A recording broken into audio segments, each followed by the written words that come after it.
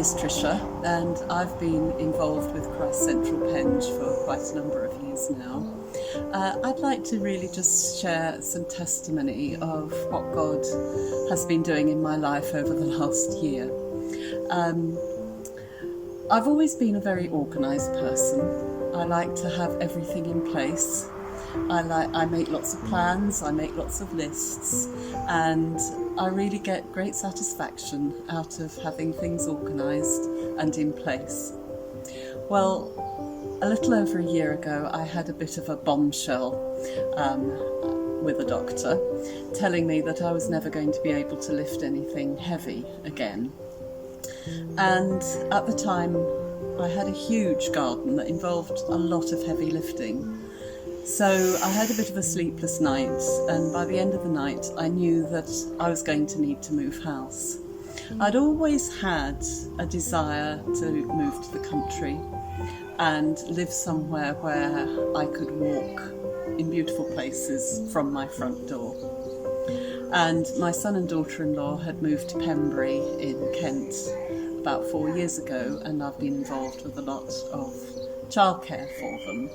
And I had grown to love Pembury, and I felt that it was the right place to go. And over the next few days, God really confirmed in my heart that that was where I should live. So I put my house on the market, got a buyer.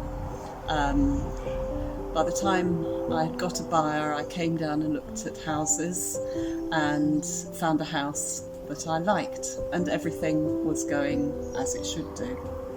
Well, I had booked a holiday in Madagascar last November, and as I had my offer accepted in July, I thought, oh good, we should be able to get that all done nicely before I go on holiday in November.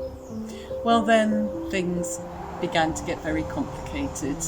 I had started off in a very short chain, and the chain became longer and longer and longer, and it looked less and less likely that it was all going to happen by November.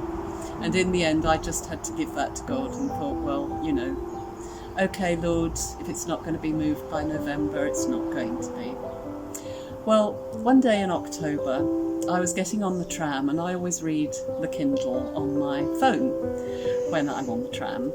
And I opened up my phone, and I have YouVersion of the Bible on it, and every day it gives me a verse of the day.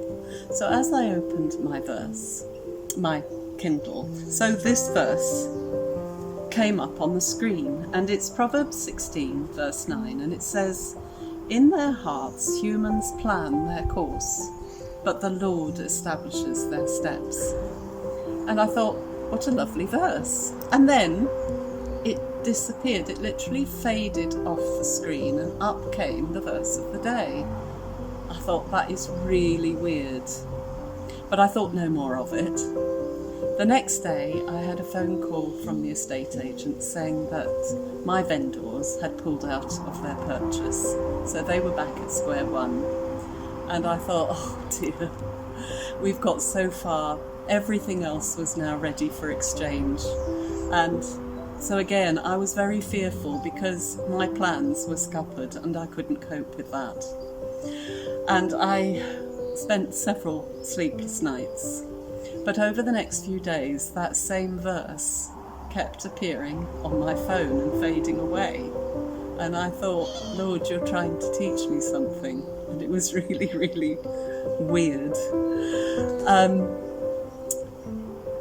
Having taken quite a bit of advice over the next few days, I felt convinced that actually the best course was to sell my house and then rent in Tunbridge Wells while the vendors of my house found another property, and then I would move in when it was completed. And I thought actually that would be quite nice because I wanted to do quite a lot of work on it, and it would mean that if there was an overlap with the house and the flat, I'd be able to get the work done on the house and then move in. And again, I'd made a very neat plan.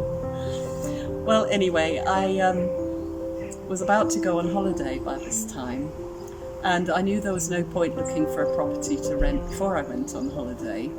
But I only had 9 days to find somewhere to live when I got back.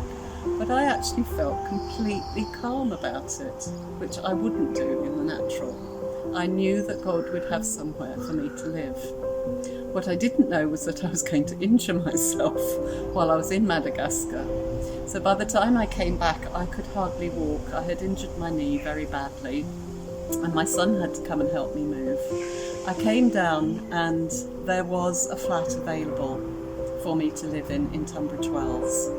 The 2 little houses that I thought I was going to like in Pembury that were up for rent had already gone by that time, so I couldn't take those, which I would have preferred. However, this verse still kept coming up, and I knew that God was in control, so I put a deposit down on the flat in Tunbridge Wells.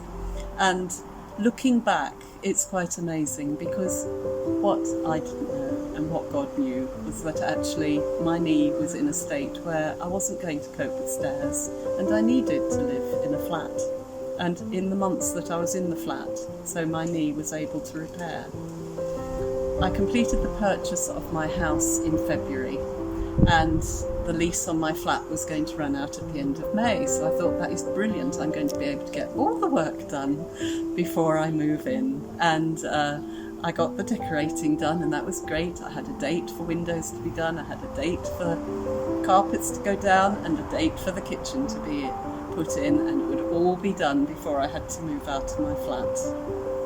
But what I didn't know, but that God knew, was that lockdown was coming. So there was a day when when lockdown was imminent, and the people who were going to lay the carpets rang me up to say, I'm sorry, we're not going to be able to do it. And I then thought, I think I just need to get moved. And I'm sure that was from God. I think that was God's prompting yet again. So I booked the removal van, and on a Friday. On the Monday, the removing firm rang me to say, we're sorry, we're not going to be able to move you. We've got to stop business tomorrow. And I thought, okay, Lord, you've obviously got another plan. And again, I was completely peaceful about it. On the Thursday, the removers rang me back again to say, we are going to be able to move you now, because we're allowed to move anybody who has paid their deposit. And I had literally paid my deposit 3 days previously to them, saying they couldn't move me. So I got moved as quickly as I could just to get here before, well, I in fact moved in the second week of lockdown. But the other thing that is amazing is that had I not moved, had I waited till the February when the house completed, it would have been so close to lockdown that I wouldn't have had a chance to get established in a church here. I wouldn't have had a chance to put down roots and make friends here, and it's been such a blessing to me that I have friends around. So as I've walked around the village on my solitary walks, I've had people to wave to, and now I've got people that I can walk with now that we're allowed to do our socially distanced walking or having tea in the garden. And as I look back, I think my plans were completely scuppered.